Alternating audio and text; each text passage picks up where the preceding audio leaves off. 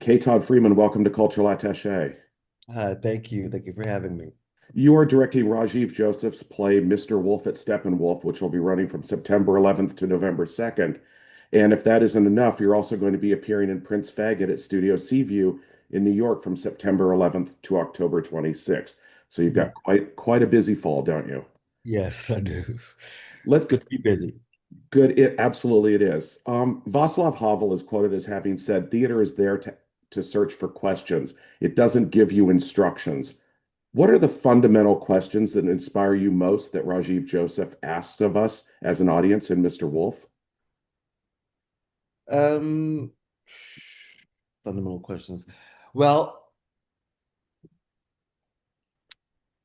it's about hope. It's about hope through, it's about getting through suffering to get to the other side of suffering through hope. Uh, be careful what you be careful what you wish for. Just because you get your miracle doesn't mean it will be great on the other side. Um, because it's about a group of people whose miracle comes true, but that doesn't mean everything's hunky dory and calm and easy now that that has happened.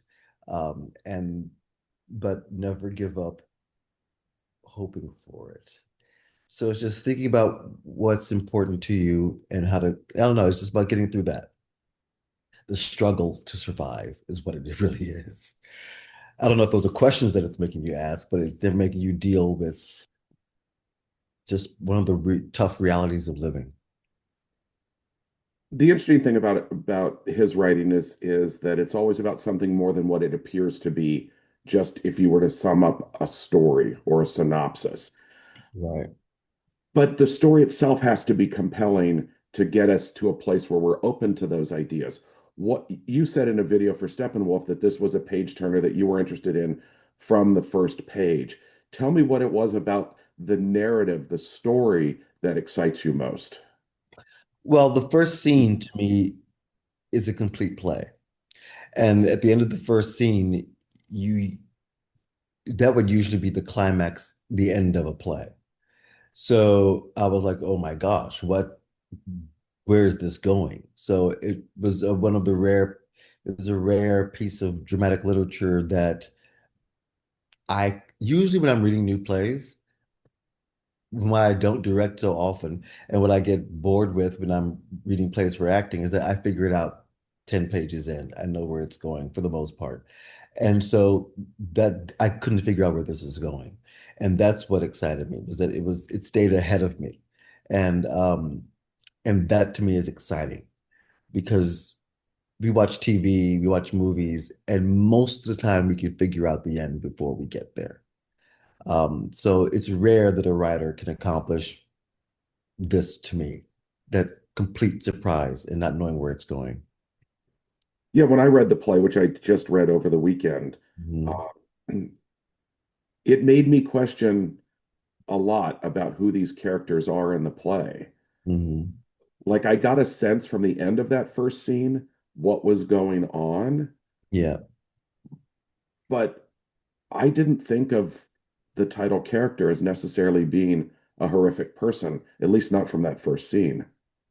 Right. Well, that's the point. That's the absolute point. You don't want to give it away in the first scene. It's that, and that's what's so fun about the journey through the play is that you discover what's going on, and without giving it away, that was the excitement of it of it to me. Mr. Wolf debuted at South Coast Repertory in Costa Mesa a little over 10 Yeah. years ago, and at Yeah. the time received some mixed reviews. Has Right. Rajiv Joseph done any kind of rewriting since Oh, then? it's a major rewrite. That was a two-act play. This is a one-act play. It's condensed, it's streamlined, it's much more economical, and it's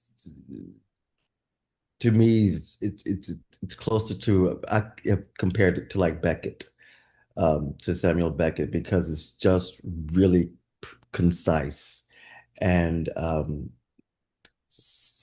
there's a simplicity to this. Now, I never read the other version, but there's a simplicity to this version that is that I enjoy in the sort of in a similar way that that Beckett does in his writing. I mean, that's a huge comparison, but it's very reminiscent of that to me, or Cormac McCarthy's The Road. Um, there's a there's a bleakness there to some extent that I find interesting. But I love the Beckett comparison because there's an economy of dialogue in Yes, this that's a better play. way to put it. That's exactly a good way to put it. In 2021, I interviewed Rajiv Joseph about his play Letters from Suresh. Mhm. And we talked about the concept about forgetting about the person you used to be and whether that was a good or bad thing. And he said, I don't think it's good or bad, but it may be a sad and necessary thing. It seems like that concept can also apply to the three adults who are not Mr. Wolf. Mhm. In your working with your cast or even approaching your own style of directing for this play, what perception did you have or did you discuss with your cast about having as the difference between who they were when the inciting incident happened versus Mhm. who they are today? Well, I don't know that particular play that you're talking about, but I we discussed a lot about what had happened, but what caused them to be the tragedy that happened initially that affected them all, and who they hoped to be, and where they are now. And that's why I said, be careful if you get your miracle answered. If you get your miracle, if you get what you pray for, that's the way I put it. Be careful if you get what you pray for, because what they thought may have been, what they thought would have happened when they got their prayers answered is not what happened. And so you have to deal with that and deal with what you did to survive and what you now must do to continue on. And those are not what they imagined them to be. So you have to come to terms with that and figure out a new path. Um, and trying not to hold on to what you think was who you were, and trying not to hold on to who you thought you would be, because it's going to be a whole other thing that you weren't expecting. I don't think that makes much sense, but It does once you see the play. yeah. Yeah. Um, well, it reminds me of that John Lennon lyric, life is what happens when you're busy making other plans. Yeah, exactly. It is exactly. What song is that from? I've forgotten what song. Or did he just say it? No, no, no. It's God, I remember the lyric and now I can't remember the song. Oh, okay. I'll get It's back to you on okay. that. It's okay. Um, what I find interesting about the three adults in Hmm. this is they're all multifaceted characters. They had to face loss, they had to face the unknown. They had a surprising end result to what I'm sure time has taught them to expect. Right, But the decisions they made at the time of the inciting incident, it feels like have consequences later in the play.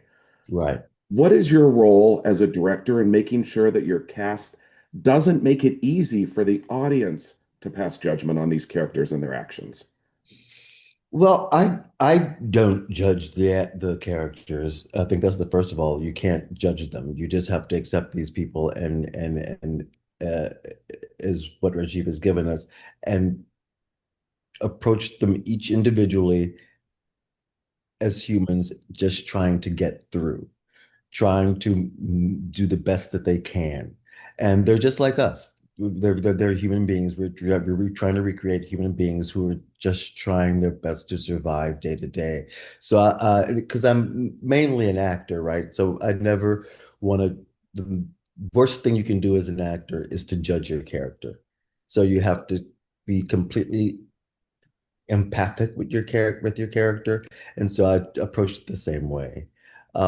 Just stay true to the moment to moment to moment work that's going on between the people in the scenes, and just honor that and make absolutely no judgments on it. They can judge others, but you can't judge themselves. Right. But I also think that we live in a society that is so easy to judge and so easy to criticize. Is it important for the audience to be sort of neutral and just experience it, this Well, or you can't control an audience. of course. You can't control what baggage people bring in to the theater when they watch something. It's absolutely impossible to do that. So you just have that's why I say you just stay true to yourself, and the audience will take away what they take away. They will put on it what they want to put on it, and the artist cannot control that whatsoever. So you just hope to stay as true as you can to the situation and let the rest take care of itself. And that's I think when you rely on good writing, is that the writing if a playwright has done his job well, which I think Rajiv has, he he just presents sort of arguments. He doesn't really tell you what to think, and the ending is not everything's not completely wrapped up in a bow. There's still lots of questions left at the end. So that's for the audience to take away and do um, act three on their own, so to speak. Right, because these nothing is tied up at the end of No, this, no. frankly. You're left with what would I do in that situation and what are they Yeah, going to do? exactly, exactly. And I like plays like that. Well, those are plays that hold a mirror to us and force us to ask our own questions about what we would do. Yeah. When you looked in the mirror of this play, what did you see? Oh, I don't know. I don't know how to answer that question. Uh, it's still too esoteric for me. I don't know how to answer that question. Well, is there anything you'd like audiences in particular to see when they looked in the mirror that is Mr. Wolf? Well, I mean, for me, it's I don't know. I just want people to check themselves. I like doing plays where where the audience has to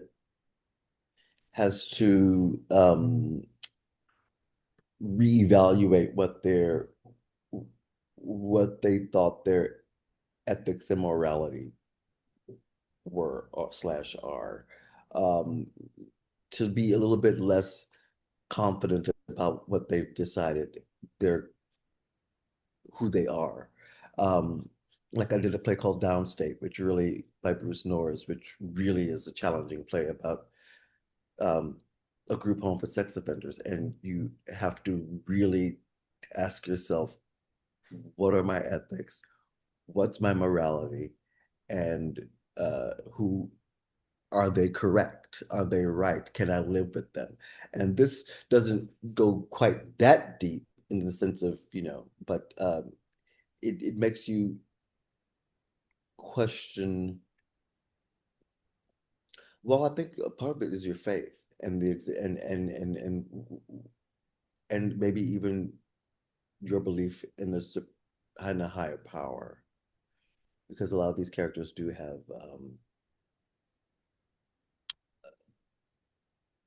strong belief systems in that sense. And how do you deal with that? Even Mr. Wolf has this particular relationship to a higher power that's warped, but it's there. So, It is, but the interesting thing about Mr. Wolf as a character mhm. is he's not black and white. I didn't read him as black and white. In fact, he may be on one level the most sane person there. I mean, his relationship with Teresa to me read not as threatening, but as actually loving in a way that the other characters seemed incapable of providing. uh, to some degree, yeah, but don't forget there the other people that didn't really survive in Teresa's world with Mr. Wolf. Well, yes, I know. I was talking about that specific relationship. There's that problem. That's a little caveat to that equation. Right. Now, the play, opens partially with the concept of parallel universes Right. and multiple universes. Hmm. And it seems as though, and I alluded to this in the introduction, that you're experiencing parallel universes at this point between directing one play and going back into a play that is being relaunched in New York. How do you juggle both shows simultaneously? How do you live in those parallel universes? Because they're very different worlds.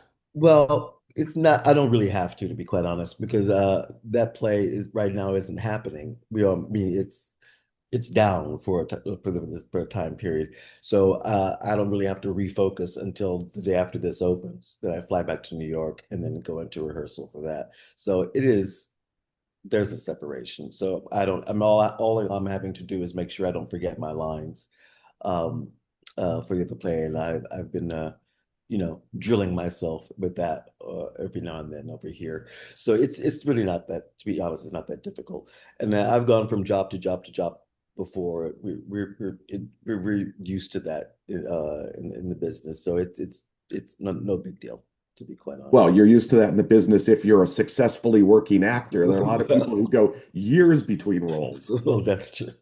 Um, and it's just my only sort of beef, I guess, not even beef. It's just I have to go immediately straight into it. I don't get I love a few days off, but I don't get a few days off, so that's okay. No But look, time. the past few years have been with the strikes and the pandemic and all that stuff have been, a little drier than normal. So I'm glad to be busy. Now, occasionally we can see that there's a name of Steppenwolf on the hoodie that you're wearing, Yeah. which is a great way of plugging the theater, by the way. I'll be very grateful for that. But that's been such a great home for you for so long. Yeah. What do you think sets Steppenwolf apart from other theater companies, whether in Chicago or just around the country or the world? Well, I mean, I think I've always thought that Steppenwolf has a great Steppenwolf as a theater. I always like coming back to Steppenwolf because there's a way that the ensemble members, when we're working together, we push each other um, to always at least attempt to not just do the easiest thing. That we're trying to push beyond, to find something new, to do something fresh, to challenge ourselves beyond what we think we can do. And and I don't always experience that when I work other places. Um, eh, in fact, it's very rare if I do.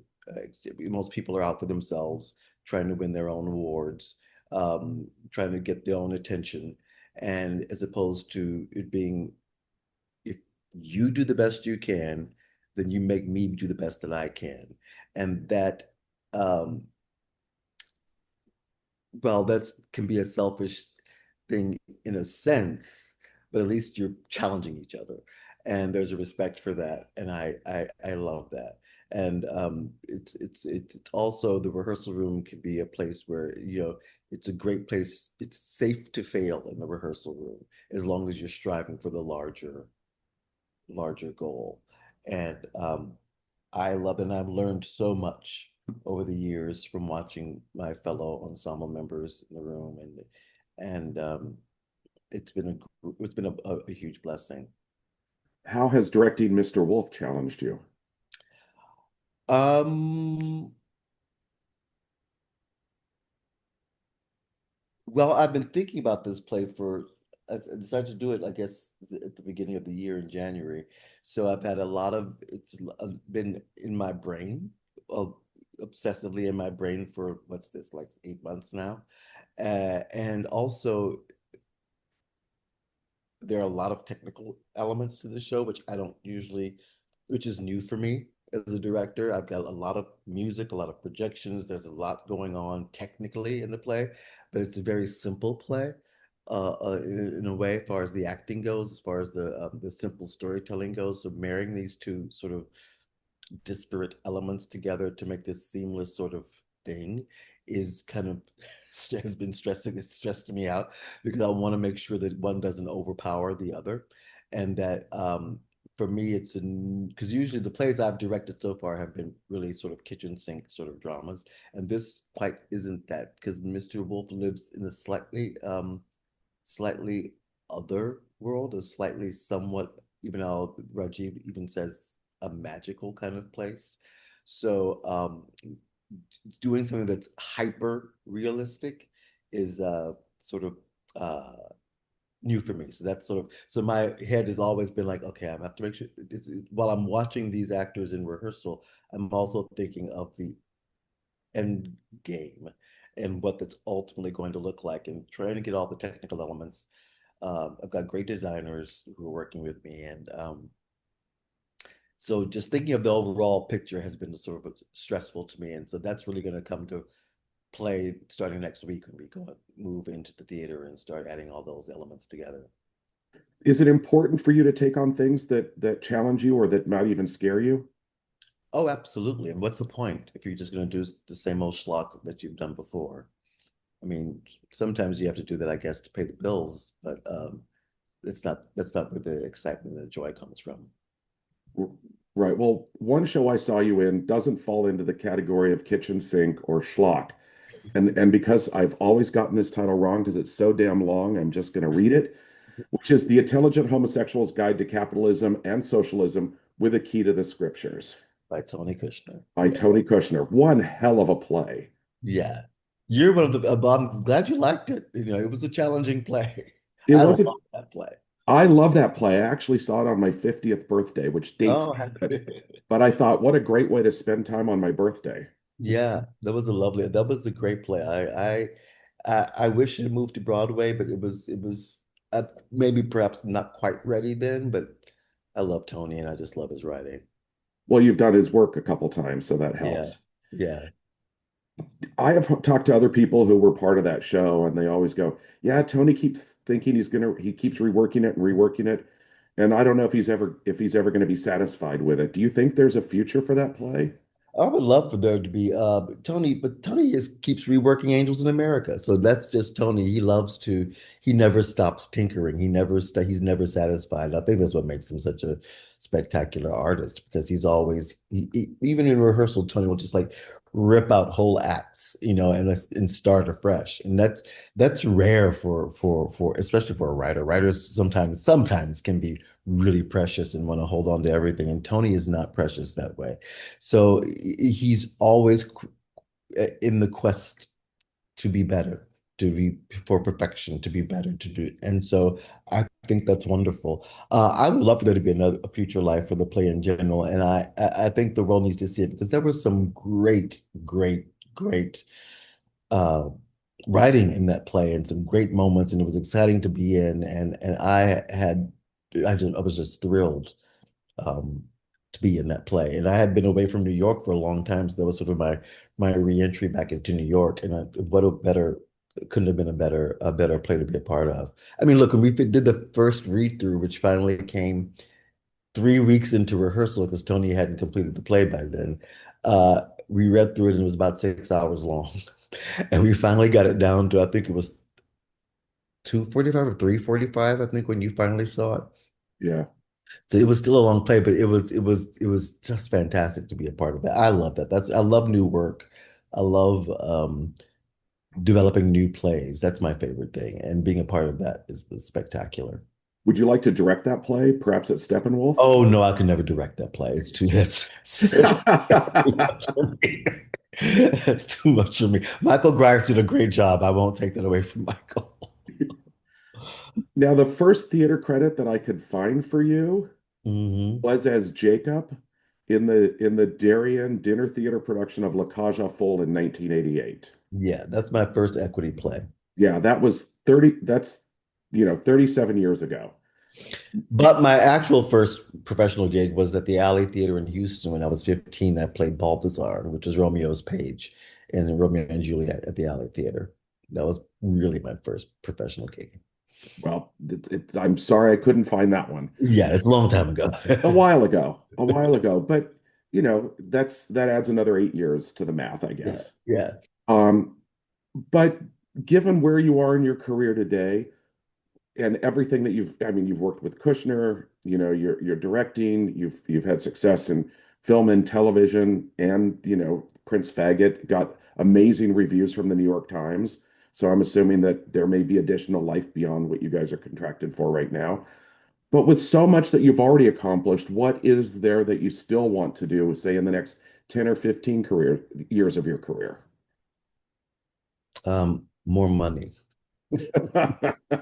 That's gonna require a healthy television run, won't it? Exactly. Yes, that's what I'm looking for. Hopefully, a healthy television run. I mean, I've done some things on television, but they've been shorter runs. And uh, but yeah, that would be lovely. I would love to be able to. I would love to do that. Uh, Whatever I do, I just always want it to be interesting. I never want it to be like I was saying, the mundane or the mediocre. I always want to do something that's challenging and unique. And I have to say, even though my resume hasn't brought me great wealth, it has is a very sort of, I think, the projects I've been a part associated with have been respected and for the most part and well received and interesting. So that to me is the most important thing going forward is to keep it that way. One more thing I'd like to ask you about. I read an interview with Windy City Times that you did while you were appearing in Top Dog Underdog at Steppenwolf in 2003. And you were asked about different versions of childhood memories. It was specifically about how your siblings might have remembered things differently than you did. And you said, I think that there are some memories that are skewed from what you wanted to believe and what you were allowed to know at the time, depending how old you are and what was involved and your interpretation of events. Which I Mhm. think is hopefully true for all of us. But looking back on your career so far, what are the memories that stand out to you most, and how do you think your recollection of them today mirrors what you thought of them at the time? Repeat that. Sorry. Sorry. Repeat that again. The whole quote? No, no, just this When present. you look back at your career, what are the memories that stand out to you most, you know, and how do Yeah. you think your recollection of them today mirrors what you thought of them at the time? Um, well, I think what I hold on to with my memories are the challenges that were the things that were the Mount Everests that I had to climb. And I think that I'm recollecting them properly. I think I'm seeing them with a good objective eye. Um, are you asking for specific memories? If you have a Just specific in memory or general. two, but are just the general idea of how time changes. Because I'm trying to echo this back to the play of Mr. Wolf. Yeah, Because what we think is going to happen or what we think it was is often different by the time we get to a place further down the right, road. right. Uh, that's another one I'm having a hard time with. Yeah, I mean, I'd like to think that I hold on to try to hold on to the challenges that I overcame, which then became a success to me because you came overcame this challenge, right? And then and I do like to think, which probably isn't true, but I do like to think that I am looking at it with the 360 degrees all around the whole thing. I don't know if that's possible in actuality. I don't know if that's really something that we are capable as human beings of being able to do is to be completely objective about our own the way we see the past because we don't because how we see things, as individuals is just skewed because I can only see things from my perspective and that's full of my baggage and you'll see the same thing from your perspective full of your baggage. And so I don't know if it's really possible, but I'd like to try to think that I am being really judicious with that.